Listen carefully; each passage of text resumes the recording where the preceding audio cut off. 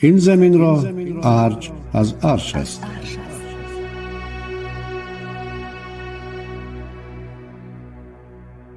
زنجیره گفتارهای طلایی اندر شناخت تاجیکان. اندیشه ها با تاجیکی، فارسی دری راهی راست. از ادیبان جهانکشا و ناشناخته. اعتبار گذشتگان در آثار بزرگان جهان. این زمین را ارج از عرش است.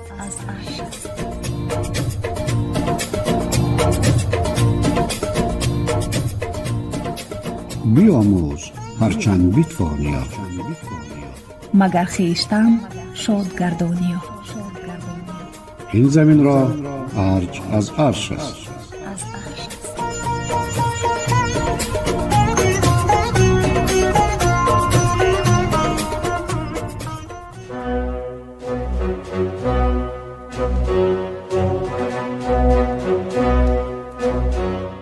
شنونده عزیز، شما خوانشی بدیعی را تحت عنوان داستان نازگل در پیشنهاد مؤلف جانبک اسراریان و کارگردان زبیدالله جان محمد میشنوید.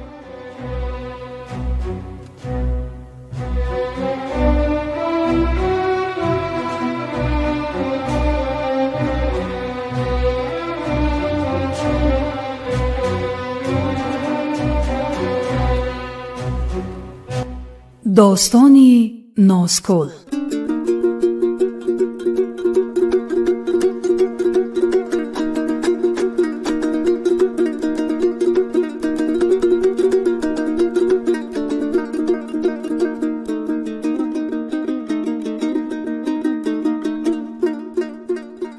یک قوزه گلم در لب ناوردانه.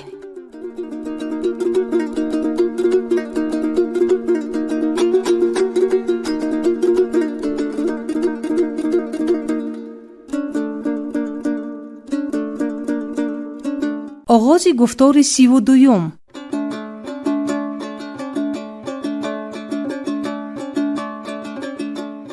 از اعتبار و از روی زیبایی یا ساخت و ترکیب نظررسی سده یا سوده بوده است که در کوهستان و تهدشت نام دیهات با آن خیلی زیاد وامی خورد. در هنگام سرسبزیش دسته بسته زیبای موسوی را میماند. سده، سوبده یا سوده با اسطوره خیلی کهن آریا هندی در ارتباط است. برایمان روایت میکردند که در تگ سده خوابیدن ممنوع است، زیرا دیو و پری دارد. واقعا درخت است با شاخ و نوده های قفس و برگ‌های جفس که چیزی در داخلش نمایان نیست. هراس‌انگیز است.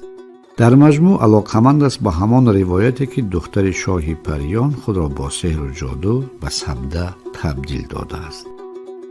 تفسیر بیت‌های زیر را به شنونده حواله می‌کنیم. در پشتک خانه‌مان یک توپ سوده نعلت به کسی به بی‌وفا دل بنده، یا صدها که اوروگی را برگش میده نعلت به کسی که با بچه دل بنده. مگر کوهستانی میتوانست زیبی دیه و دشت وطنش را بی ارعر مثل این ارعر پیشارو را هم اشبرگی سفیدار و شمشاد تصور کنند؟ آنها می سرایند این ارعر پیشارو را همش برگه، یا من چوب شوم روم به پیش اوستا، شمشاد شوم زلف تو را شانه کنم. خاصه که از چوب شمشاد شانه تراشان مواد زیبایی می ساختند برای زلف و گیسو و کاکل.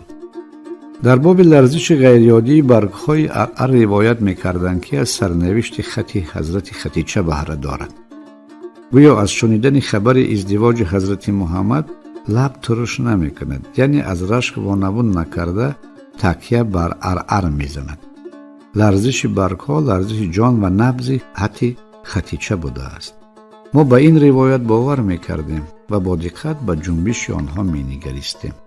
آن آوان از کجا می دانستیم که در بیابان عرب ارعر نمی روید و نیز این یک عنعنه و یک روایت خاص تاجیکانه بوده است. شنونده ارجمند، کام ناکام قسمتی از آثار شفاهی بداهتا سروده می شوند.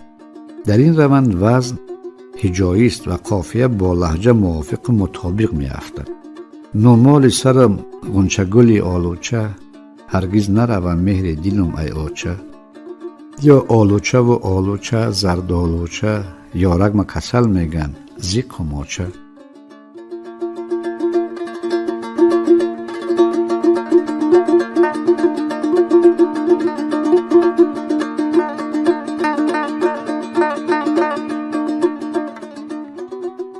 شنونده ارجمند، ما در باب فولکلور دهات صحبت میکنیم. هنرمند ممتاز عبیدالله رجب در صحبتش با مخبر مجله اگانیوک اظهار داشته بود که در کشور ما قحطی رخ نمیدهد و یگان کس در کوهستان گرسنه نمیماند. حتی در زمستان در زیر دولانه و چهارمغز، بادام و آلوچه های ادیری یک کف میوه یافتن ممکن است. نه تنها غذای تمام موسمند، بلکه دوا و درمانند. به دولانه خاصیت عرفی و ظاهری را نیز ترجیح می‌دهند که در اشعار بازار صابر به آلیچه گذشت. اما اشعار مردم به این ذیل است: دولانه لطبن در میدانه، یک جوره خوب دارم در پایانه. در زیر دولانه و آلوچه و بادام پهلوی هم در مقایسه، قامت مخشوق با خیمچه نازک دولانه و لب و دهان با بادام شیرین دانه تشبیه داده می شود. در ادبیات معاصر به این چنین تصویرها واخوردن نشاید. چه بیشتر ایجادکاران انواع میوه ادیری را تنها در بازارها میبینند. اما متوجه باشید، قد یارم خمچگل دولانه، لب و دهنش بادام شیرین دانه، یا قد تو گل و قامتت بادامچه، نومال سرت دستگل آلوچه. در ادبیات مردمی بادام خیلی ساده گرفته می شود، هرچند که به تفسیر نخستین زهدان انسانیت است. در غرب و شرق به مریم وزاده شدن حضرت عیسی در علاقمندی است. نهال است که نخستین می شکافد و اشاره است از حمل و زایش و بیداری طبیعت. پیک بهار را با خود دارد. در ادبیات حرفه‌ای نشانه شتاب زدگی و اولین شکنندگی نیز هست که شکوفه‌هایش حساسند و زود سرما می‌خورند. در عرفان بادام رمز راز است، چون مغز داخل پوست می باشد. تا پوست کنده نشود راز جهان بیرون نآید. ولی ایجادگری خلق به طرز خود سوز و ساز خود را بیرون می کشد و دوست داشته‌اش را ستایش می کند. بالا می روید دعا بگو گل بدن، بادام بوته سفید شیرین سخنه. برای درد شکم که در دهه درد دل می گفتند، شیره گلی پیسته یا تنه‌اش را همچون درمان استفاده می کردند. مغزش را برای مغز سر، جگر و دل مفید می دانستند. با نظر داشت همین خاصیت‌هایش و کیمچی‌های دیگر درخت ادیری اعتبار داشت و به لبان دختران تشبیه داده می شد و باز به تخیلات ایجادکار در بستگی بود. تناسب سخن و شیوه سرایش خیلی غریب و دلنواز است. در گذر ما پیسته را تر می فروشند، بچه زنکا بوسه به زر می فروشند. هر کسی که گیاه خوشخور ترشمزه تاران را دیده باشد به ابراز آفری شاعر خلق مفتون می شود. تاران تنه راست و برگ‌هایی به بدن چسبیده دارد. با رسیدنش کاکولک در سر پیدا می کند. برای همین ایجادکار خلق او را به معشوقش نسبت می دهد و زمزمه می کند: قد داری نوده تاران واری، زلف سیهت مروت گردان واری. شنونده ارجمند، افاده واقعیت در اشعار مردمی پدیده مقرری بوده است. آنچه او دید ترنم کرد. در نظم کلاسیکی استفاده واژه چکری را ما نخورده‌ام، هرچند با گلهای خرد و سرخ زنگولسانش عروس را با زیور و آرام میماند. در اساطیر مردم آریایی گویا نسل از مشان و مشانه پیدا شده است که به قول کارشناسان همان چکری مقرری است. به چند جهت ایجادگری خلقی دیده و شنیده‌اش را در خاطرش حفظ کرده است. یک منظره نازنین و برتر از آن نام رستنی از معاملات گم نمی شود. 3 ماه زمستان و بهار صدقه، این پشت زمین چکری دار صدقه. از حیوانات دستآموز بیشتر از همه اسب و از درندگان شیر در ایجاد خلق جایگاه دارد. خاصه اسب که با خلق و اطوارش نجیب است و نشانه قدرت که در بخش اسبان ختلی یادآور شده. در سروده ها اسب و سواره، دو و رقص و گردش اسب نمایان می شود. اسب نشانه برتری و کامیابی بود. برای آشنا کردن عاشق اشاره می کند که جورم ببین اسب سیاه زین می کند. ربایی دیگر انداز رهبراست است و آگاهی. مثل سخن دانسته گفتن، در نتیجه گیری شتاب نکردن، به ملاحظه بودن و غیره. سخنان پرده‌پوش و پرحکمت از افضلیت آثار مردمی است. چنان تهمت و بهتان در حق کسی خاصه زن به ساختن مقال زیبایی انجام خورده. هر نخل خمیده شاخ و برگ داره. دانه سر پس فکری بلند داره.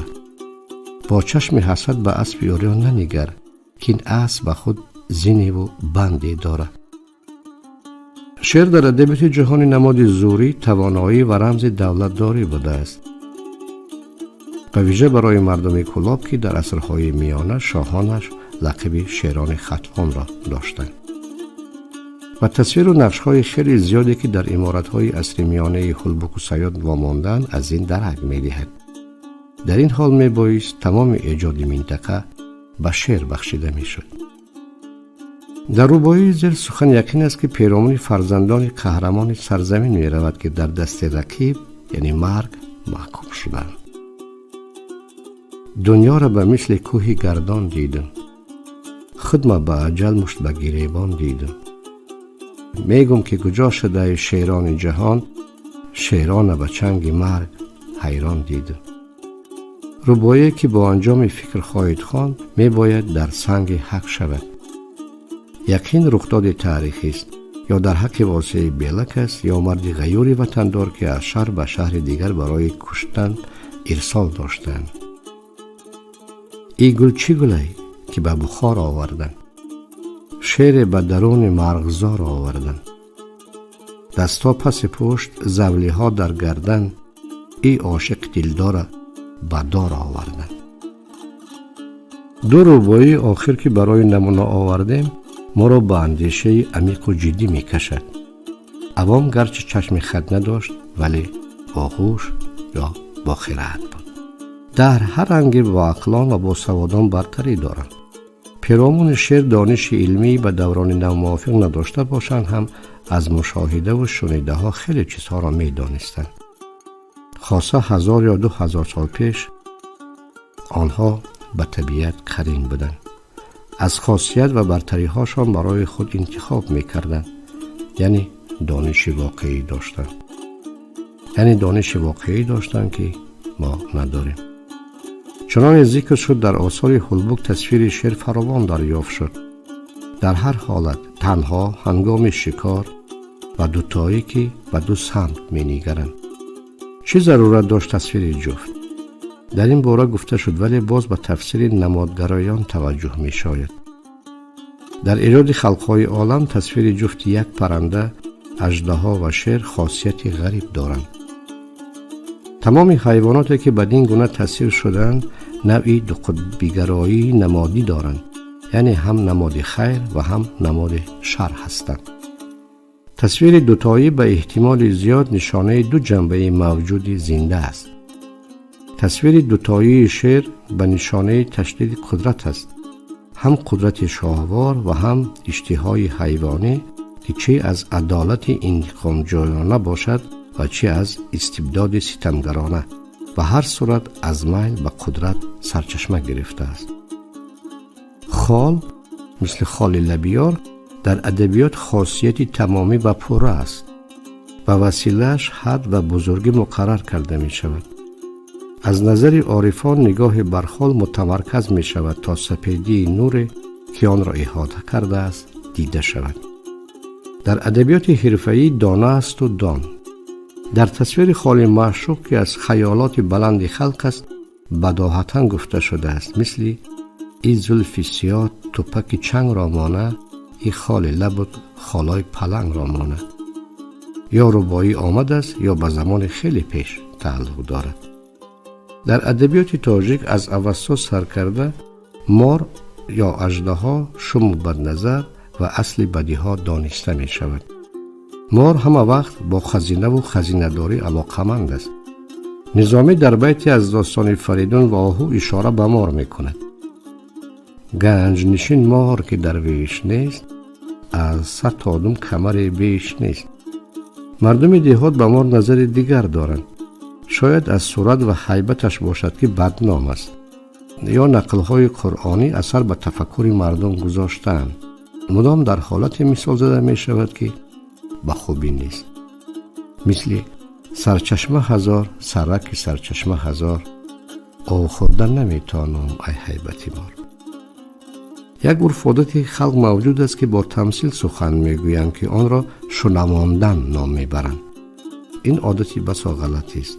روی راست نمیگویند، به وسیله گوشرس می نمایند. یک رنگی سبکترش در مقال در گفتم دیوار گوش کن، دختر گفتم سنهار گوش کن. تناسب سخن، مار و عقیق و مرجان و شعریت در بیت زیر موجود است، ولی شنواندن نمایانتر است. یعنی دل عاشق دور رفته است که یار از کجا صاحب عقیق و مرجان شده. توجه کنید، در سر دره 2 مار پیچان دیدم، در گردن یار عقیق و مرجان دیدم. از مار سخن به میان آمد. بابای فیضلی با گزگوشتی قامتی بالا و تیاق ارغوانی پس پشتش که دستانش را حلقه میکرد پیش نظرم هویدا شد. از همه مهمش حسابدانیش بود. سال تولدش در شناسنامه سال 1878 ثبت شده بود. من از آن در خاطر گرفتم که همسال استاد عینی بودند و چند سال در بخارا مردکاری میکرده. از او کنجکاوی میکردن. نخود همسال صدرالدین عینی باشه. پاسخ میداد نمیدانم، لیکن سالم مار است. ممکن از مولا صدرالدین عینی هم کلانتر باشه. باز میپرسیدن که امیر عالم خان را دیده ای؟ لاپرتک میکرد که او وقت از 40 گذشته بوده. همان شب روز دقیقاً سالهای 1970-72 بابای فیضلی بیش از 90 سال داشت. او تقویم عروسی را نمیدانست و یاد نگرفت. با ملچر حساب کتاب میکرد. 2 سالهای هجری. همین گونه حساب در میان سالخوردگان معمول بود.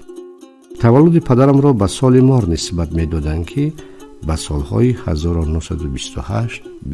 راست می آمد.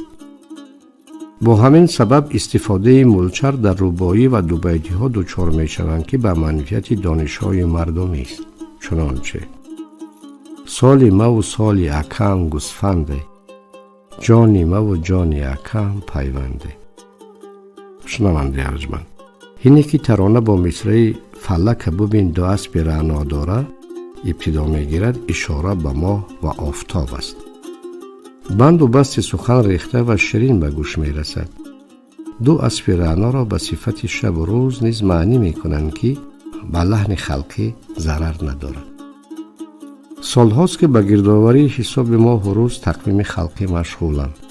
سخنان بابای و بیبی ها قسمتی افزونشان نباشد بعضیشان در یادم هست.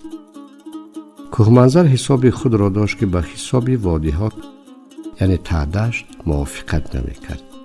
چنان فصل سرما از چله کلان آغاز می‌شد که به درازترین شب موافق به شب چیله عاید بوده به عرف و مراسم بستگی داشت. و آن شب یلدا نیز میگویند که شب درازترین است از 21 و 22 ماه دکبر. و آن را در مردم آریایی با نام ماه دی قبول کردند، یعنی آغاز ماه دی. آن را آغاز زمستان ته‌دشت و دهقان می نامیدند. آغاز چله 10 مرده ها به 13-14 دکبر راست می آمد، یعنی 1 هفته پیشتر. وابسته به همین طولگیری مال را پیشتر منتظر می شدند. چله که تغییریابی روز و شب است و جایگاه آفتاب در نظام باورهای مردم وابستگی دارد. با انجام چله کلان که گهواره بندان خورشید است، چله خرد آغاز می شود که به تجلیل صدر راست می آید. و 40 را عدت آزمایش، انتظاری و آمادگی شهر می دهند. از طرف دیگر نشانه دوره تام برای نباتات و حتی به انجام رسیدن یک دوره تاریخی، گذر از یک نظام عمل بر دیگر و از یک زندگی به حیات رنگین تر می شمارند. ما در این مورد از چیل آفتاب که رنگ و گرمیش می افزاید، چیل طفل و زنان، انگور خربوزه چیلگی، چیل مرده و غیره آگاه هستیم. موافق شمار حسابگیران از 18 فوریه تا هفته اولی ماه مارس 18 بزکش آغاز می یابد که ماه ترماترید نیز گفته می شود. اگر میان ینور و میان فوریه در شمارشان با سبب بیرنگ و پیسته بودن طبیعت بور ماه باشد، از آن پس ماه زنطلاق می در آمد که با ماه خنبخالی یا کوی خالی در یک رفند. علامت های 2 ماه و نشان 18 بزکش یکسانند. در این مدت خنبه ها و کولی ها تهی از محصولات می شوند و حاصل سال پیشین به انجام می رسد.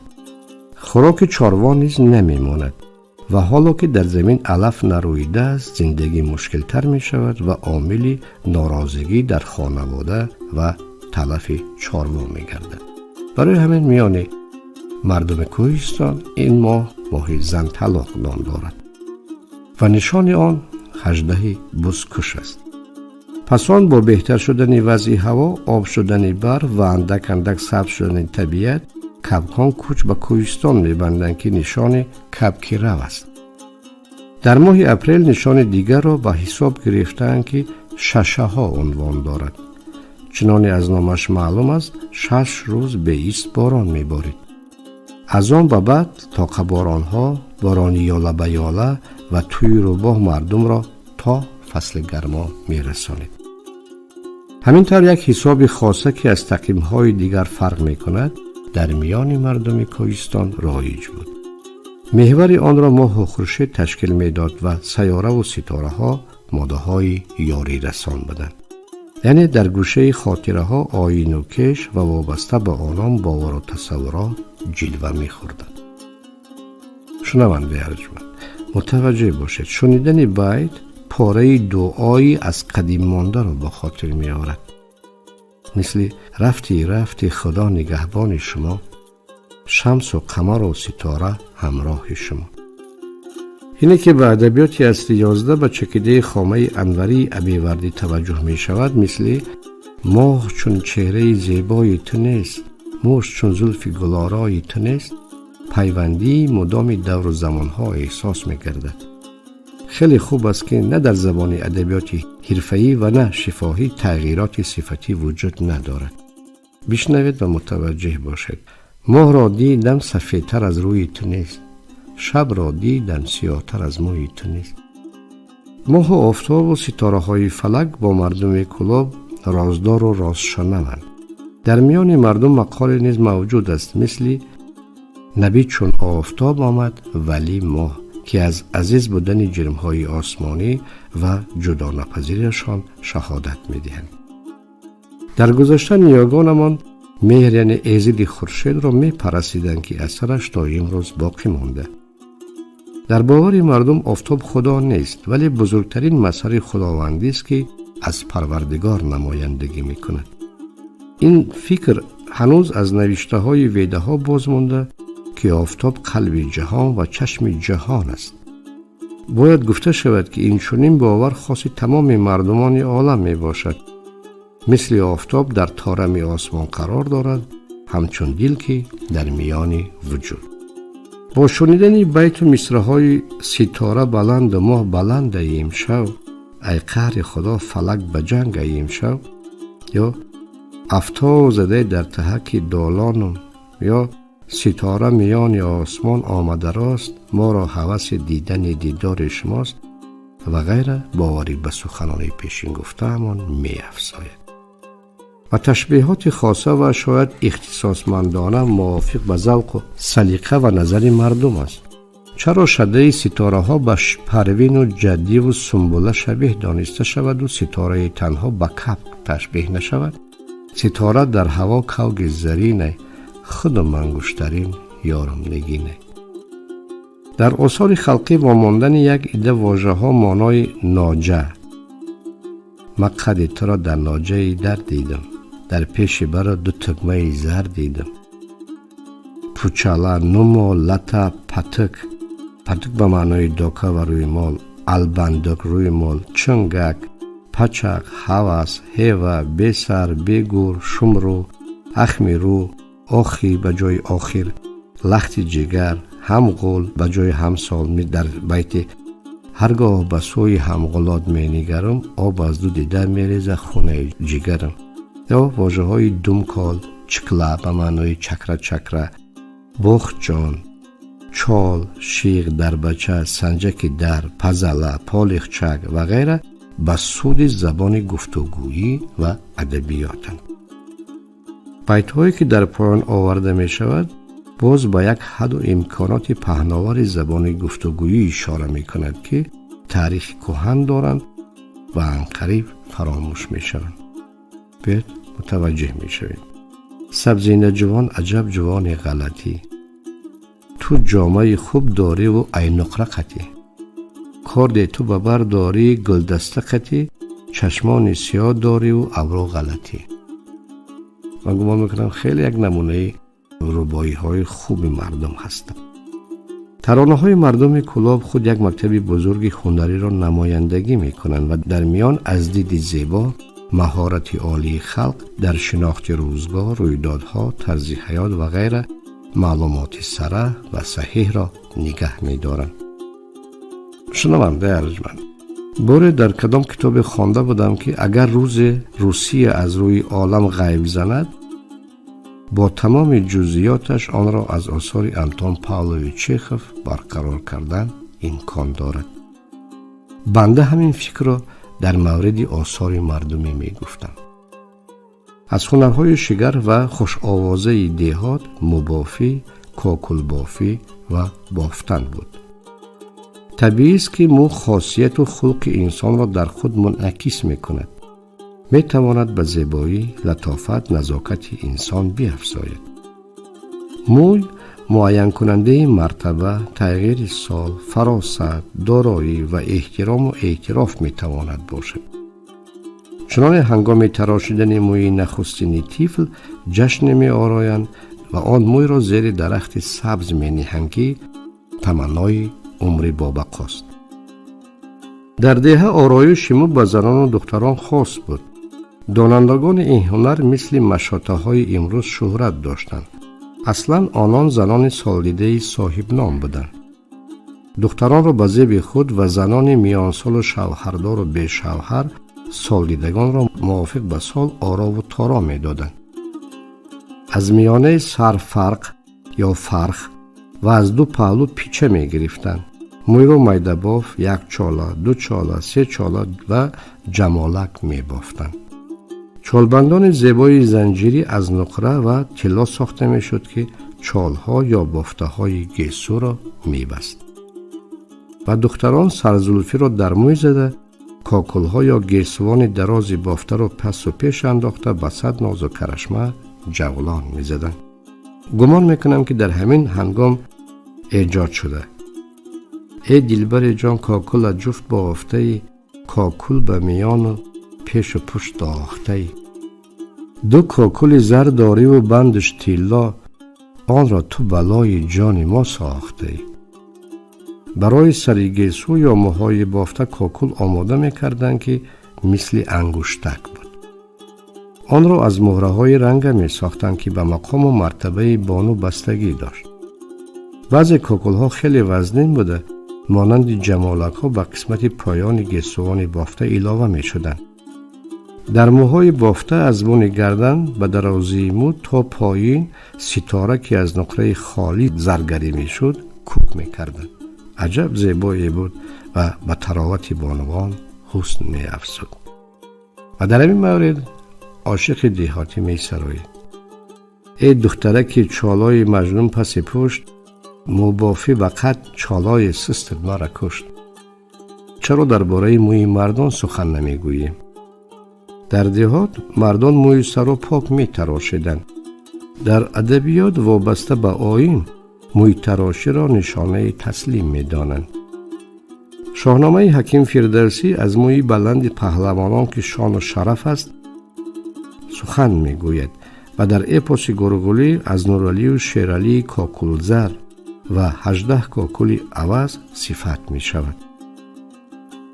آرایش مو هیچگاه نشانه مردانگی نبود، ولی علامت قدرت، جایگاه و تقدیس یعنی مقدسات به شمار می رفت.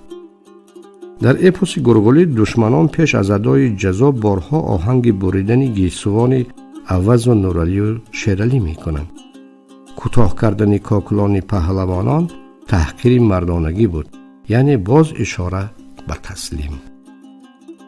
در شاهنامه حکیم فردوسی همین حالت را در سرنوشت سیاوش می توان دریافت. تا جای در اسلام از احترام و مهربانی از گیسوان پیغمبر چنانه به حق هر دو گیسوی محمد یاد می کنند. از شیوه مرغوب در میان مردم ترنم هنر هاست، خاصه گلدوزی و چکن پیرایی. مثال کرته چکن کرتت مبارک باشه، در پیش برد گلها قطارک باشه. بیشتر نمود آلات دخت و دوز، سوزن، درفش، تیوانه، سوزنک و برتر از آن ای سوزن پولاد بیا بخمل دوز در آثار شفاهی یاد می شود. شاهدم که پاره کردن و دوختن لباس های ملی، کرته، پاجامه، پیراهن تگ، خلعت، جامه، جلک، واسکت، کلتچه و غیره در دهات رواج داشت. بخملدوزی از شیوه ویژه و افتخاری بیت زیر خیلی زیبا است. ستاره برآمده قریب روزه، در گذر ما نگار بخملدوزه. در دهات ما هنرمندان را با نام دوزنده و ماشینچی می شناختند. ورخوردن بیت های دلبر با تخیلات قلمکش، قلمزن علاقمندی داشت. بیت بسیار زیبا است که در ما حرف ق بسیار وقت به خ عوض می شد. مثلا ما نسخه می گوییم، نسخه است اصلا. ما نقش می گوییم، در مردم نقش می گوییم. و در بیت از تار هوا نسخه زر می گیرم، از آچه ره دوریم خبر می گیرم. چون از باب گلدوزی سخن می رود، باید از آثار سکسن آخور ناحیه فرخار نیز یاد آورد که با تصویر پسر بچه 12 ساله در ارتباط است. با این می توان گفت که چکندوزی در شکل پیدایش از دوران خیلی قدیم موجود بوده است. از بازیافت‌های فرخار معلوم می شود که یکی از رکن‌های عمده گلدوزی تصویر انسان هاست. پس آن با ضبط‌کاری‌های عرب‌ها افضلیت به نقش گل و گیاه و رستنی‌ها داده می شود. شنونده ارجمند، اندیشه دیگری به مغز می خورد که راهنمونش باز حکیم فردوسی می باشد. او در نوشته هایش از خط پیغوی استفاده کرده. مثلا در جای نوشته است: نوشت اندران نامه خسروی نکو آفرین بر خط پیغوی.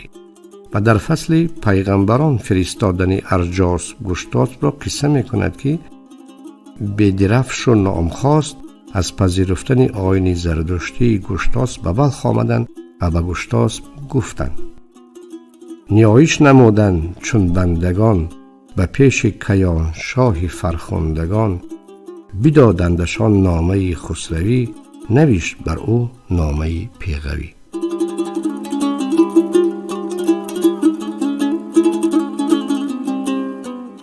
انجام گفتار 32.